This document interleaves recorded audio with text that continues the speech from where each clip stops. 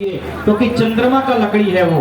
और बेल का भी लकड़ी सबसे शुद्ध मानी गई है, आम का भी लकड़ी सबसे शुद्ध मानी गई है। इसलिए मोटा मोटा कुछ संविधाएं जो है कच्चा लकड़ी ला करके हवन कुंड में जरूर दें और कुछ लकड़ियां सुखा दें और कुछ गोईठा का भी व्यवस्था करें। गोईठा जिनके जिनके घरों में गोईठा होता होगा, एक एक टोकरी गोईठा आप जगमंडप में जरूर ला करके दे रहे हैं, क्योंकि गोबर में भगवान माँ गो माता से लक्ष्मी की प्राप्ति होती है, क्योंकि उससे पुरस्कृत होता है। आपका दिया हुआ गोईठा, आपका दिया हुआ सलीहा, आपका दिया हुआ गिरते इस हवन कुंड में पड़ेगा, देवता को भी अर्पण हो जाएगा। और सौभाग्यशाली लोग होते हैं जो ये सब प्रदान करते हैं।